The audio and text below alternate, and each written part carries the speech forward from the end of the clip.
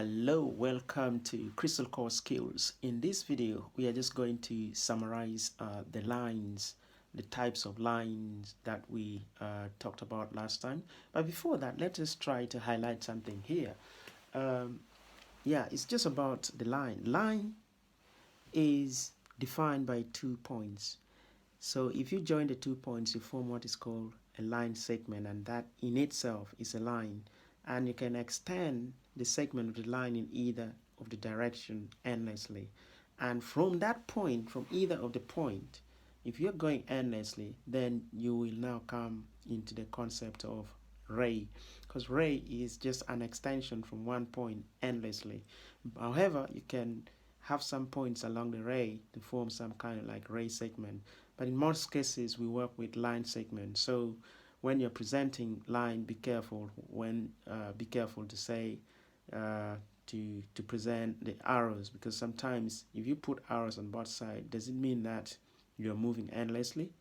Or if you put an arrow like arrays to present 2 points, does it mean that the point never ends?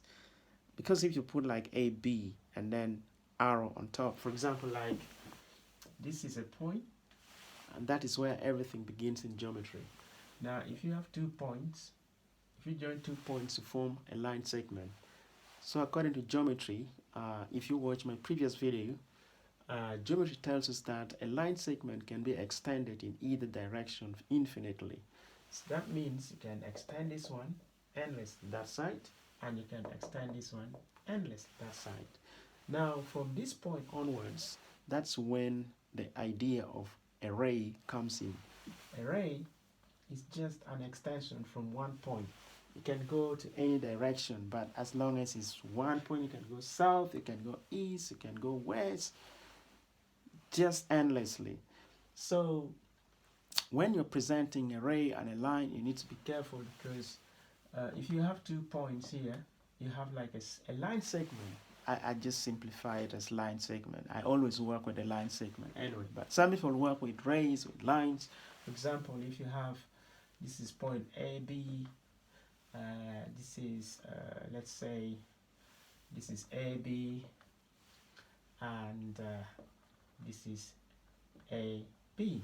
So in this case, the first case, we have like AB, then you can present it like that with double arrow, which means you're going endlessly in either direction, but there are 2 points in between, and those 2 points forms a segment in between. So where does the line comes in if you have two segments and then you say you're going endlessly in either direction?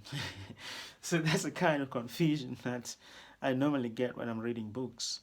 And yeah, so this one here, you have like AB, and then with the R on top, like that's a segment A, that is array AB. You're telling me it's array AB, but you're going endlessly. So okay, it makes sense. You say ray segment AB, but ray segment AB is already a line segment AB. Why don't you stop there? You still want to go endlessly. So another case is AB, and this is the sweetest case. It's very sweet. I just love that one. Segment AB. I just work with segment all the time. It makes life easy for me. However, if you like presenting lines and rays like the ones above, it's okay.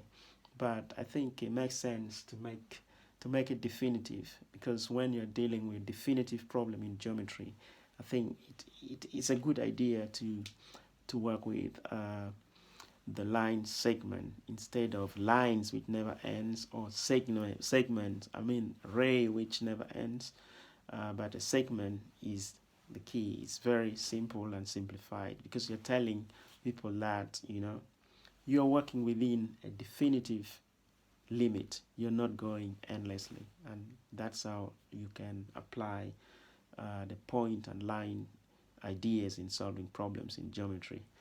I just wanted to highlight that, because sometimes it may it may get very confusing. Right. Let us look at the lines type. I think we are going to leave it for the next video, because I don't want to exhaust you. So in the next video, we are going to look at the summary of the types of lines that we came up with, and we're going to see how we can manipulate those lines to form some sort of vertices and angles. And that's another area as well that we are going to highlight, some kind of fallacies which are there, especially when two lines intersect. They form some kind of vertex, and that vertex alone cannot define what an angle is.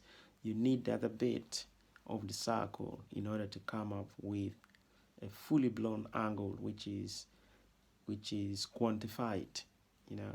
Okay, I'll see you in the next video.